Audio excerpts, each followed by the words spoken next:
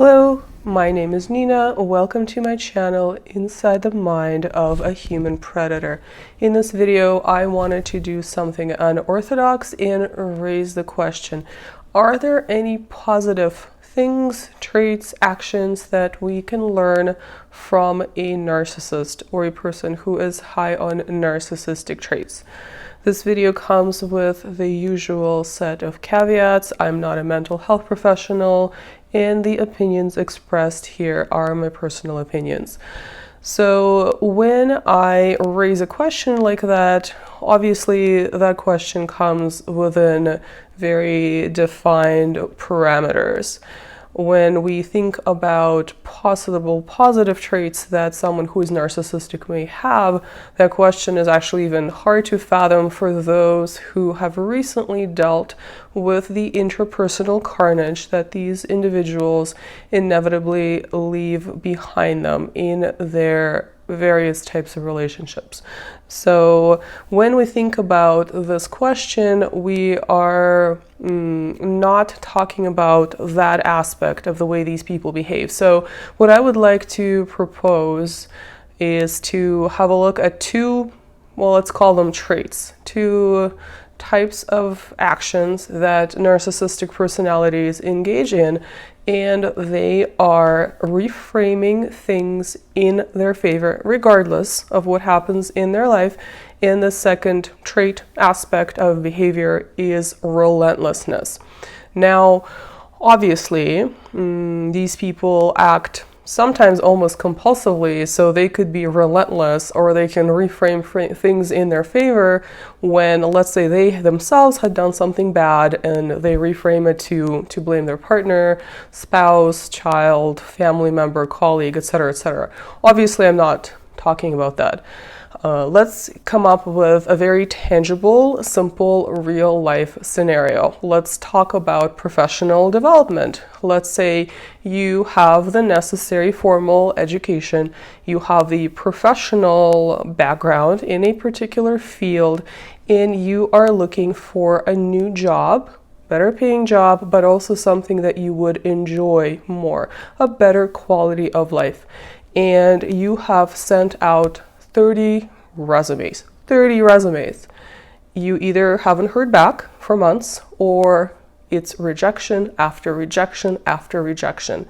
Even the most well-adjusted individual would be somewhat disappointed by the way things are going, and those of us who could be less adjusted would probably even have some kind of a depressive episode. The inner critic will be flaring up. I am a failure. I cannot do anything right, etc., etc. Some of us have been there. So how can we reframe this situation and turn it in our favor? Well, what we could say is that, okay, these 30 jobs did not work out. That means that a much better job, a much more enjoyable job, a much better paying job, a job with amazing colleagues is in my future. Things are always working in my favor. So you reframe that basically with a positive mindset. You ignore your less than favorable current reality and you continue pursuing your career path.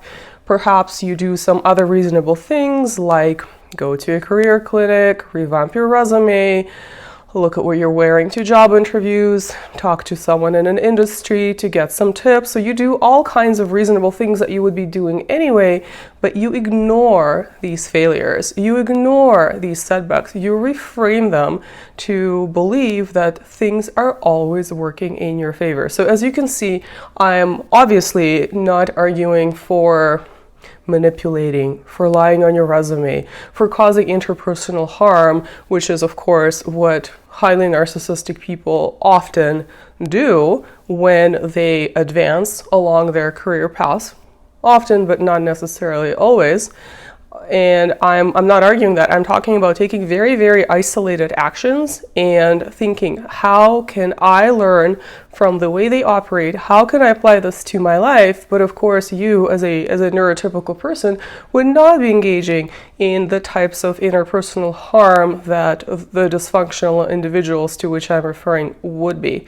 So, if we look at today's world and we look at many well-positioned individuals in the medical field, in politics, in the legal professions, those fields are dominated sometimes by those who are somewhat narcissistic, fairly narcissistic, or highly narcissistic.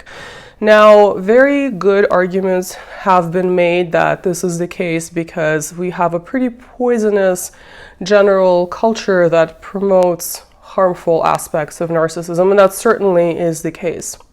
But you can also make the argument that there's something about the way these people reframe things in their favor. There is something about their relentlessness that makes them achieve these positions of power. So again, this video is to be taken with all the obvious caveats. You're smart, you can figure this out yourself.